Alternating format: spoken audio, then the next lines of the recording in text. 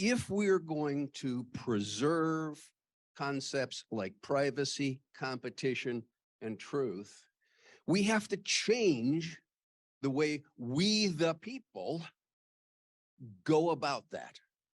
And that means that we need to have somebody at the federal level who wakes up every morning and says, what am I doing to keep pace with the changes and to make sure that the public interest is injected into all of these terrific technological changes and the corporate interests that they enable.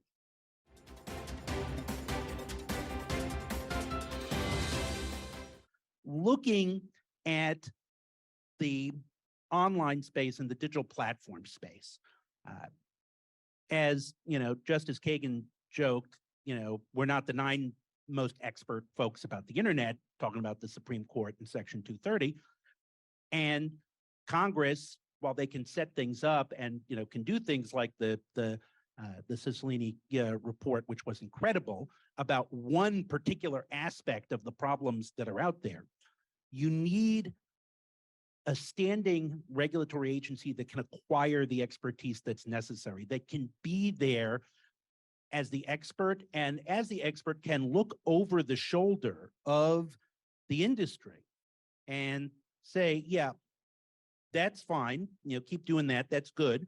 Or even, we want to see more of that, let's create some incentives to do more of that. But also, that's not something you ought to be doing, or you really ought to be doing something about the way people are exploiting these things. And that's where we need an agency, and why just a one-off law, like, some of the improvements to the antitrust laws, those are great for solving a specific problem. But for the complicated, the difficult, the long-standing, you need an expert agency that's going to be able to stay on top of things.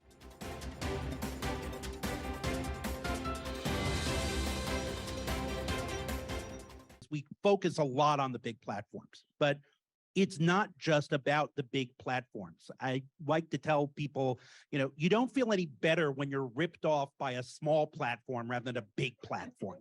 So while I understand that what drives things is it's very easy to see Amazon is killing small businesses, or, Google controls 90% of the ad space, or any of these things, but, it's not like small platforms are necessarily harmless, as well as being positive sources of innovation. So one of the advantages of an agency is you can give it sector authority and not just limit this to today's challenges or today's biggest platform. We clearly have an important job to do.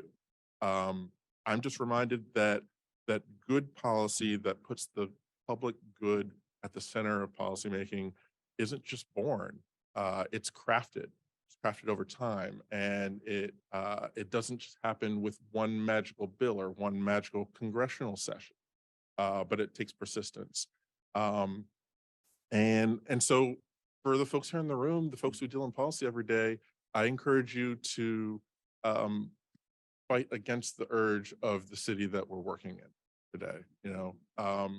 Think about the folks that you're serving, and remember that they don't care as much about who's up or who's down, about whose nomination goes through or who doesn't. They care about whether this stuff is working for them.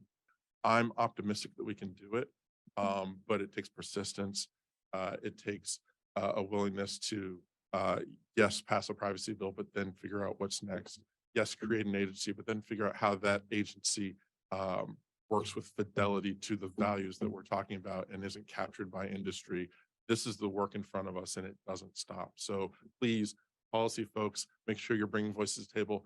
Folks who are not involved in policy, find ways to plug in. Follow Public Knowledge, follow Center for American Progress, follow our peers. We're here to help make policy in the public interest.